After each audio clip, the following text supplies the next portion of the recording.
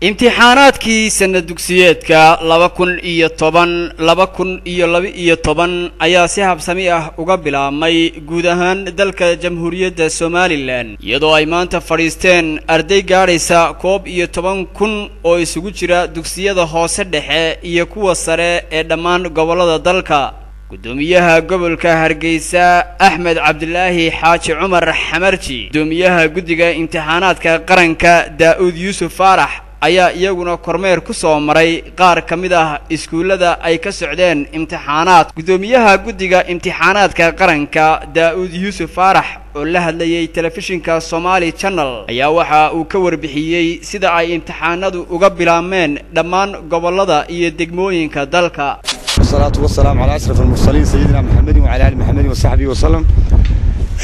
runtii deesaadii ku arkaysaa waad nala socoteen waad dareemi kartaan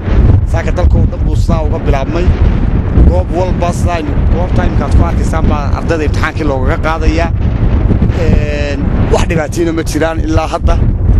ilaahay baan ugu mahadnaqaynaa waxaan rajaynaynaa sidaa noogu dhammaado sidaa awgeed waxaan filayaa inaad indihiina idinkuna ku aragteen siday u degan yihiin goobuhu haddaan in yar taabto tirada ardayda sanadkan imtixaanka u fadhiisanaysaa aad bay u yar korodhay marka loo eego weliba qolada dugsiyada dhexe fasalada 8aad grade-ska tiradoodu waxa weeye 11,000 dhow ama aan idhaahdaba 10,650 arday ayay noqonaysaa tiradoodu dugsiyada sarena 5,000 marka halka waxaad ka garan kartaa inay tiro badani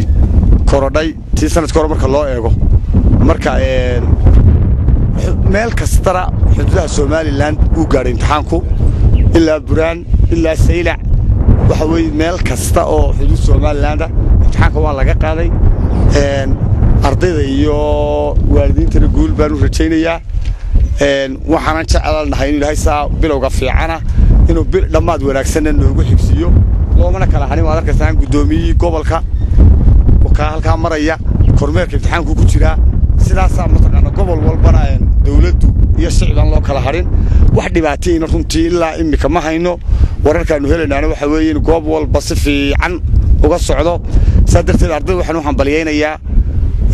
u hambaliyeynayaa sida quruxda badan la imtixaanka u galeen degan waxaan rajaynayaa maado walba in sidaa Ilaahay idinkii noo noqoto hal midna waan uga digayaa waxa weeye waxa aad iyo aad u badan oo bariyaha suuqa rumors yani wixii saddex maraya imtixaankii baa la haystaa kaasoo caruurta la rabo in lacag lagaga furto imtixaanadii sanadadii hore la qaadayay inta la soo ururiyaa taariikhdan cusub loo sameeynaya markaas dabeeta lacag lagaga qaadaya markaas ay wadooyinkii xidhayaan oo nabadgelyadu wax u dhimayaan oo mid baa wax sheegay ardayda waxa had iyo jeer daba socotaana qaadana isku hawshaana waa ardaydan hore waxba u soo diyaarin ardaygii wanaagsan wax soo diyaariyay definitely waxa weeye imtixaanku isku diyaarinaya ku talagalkaas uu sameeynaya laakiin waa ardaygan aan waxba soo diyaarin ayaa had iyo jeer waxa ka daba shaqeeya marka waalidku wax kula talinaya ha ku dhiiri gelin caruurta in la yiraahdo imtixaanka lacag ku soo iibso oo waxaad arkaysaa waliba hooyooyinku way naxariis badan yihiin in hooyadii xataa lacag lagaga qaato wax kale lagu sameeyo inta la yiraahdo imtixaan ba halkan lagu sheego imtixaan iibi ma jiro hadduu imtixaan la iibsanayo bari hore la iibsan lahaa waa sanadkii 12aad intuu Ilaahay nagu soo asturay bahalka waa sanadkii 12aad imtixaanka laga qaaday Soomaaliland dugsiyada sare kuwa kalena wuxuu noqonayaa ilaa sanadkii 16aad qiyaastii dugsiyada dhexe ilaa inta maanu arag haba yaraatay wax imtixaana oo baxay. geesta kale waxaan wax ka weydiinay qaar kamid ah ardayda gashay bismillaah magacaygu Xamdi Faarax Abdi kana tirsan ardayda gacan libaax secondary school waxaan galnay imtixaan religion waxaan rajaynayaa guul insha Allah. imika dareenkaagu waa sidee? dareenkaygu aad iyo aad ayaan u faraxsanahay mana qiyaasi karo maanta maxaa yeelay waxaan galnay diintii imtixaan diin ah oo waxaan nahay dad ah 100% islaam waxaan rajaynayaa guul insha Allah. والله dareenkaygu maanta aad buu u wacan yahay waayo waxaan maanta imtixaankiisi galaya 12 sano waxaan soo dhiganay waxaan u arkaa guul aad weyn Soomaaliland oo soo hoyatay ardaydeedu maanta si habiyo bila dagaal oo amaan ay ku galaan maanta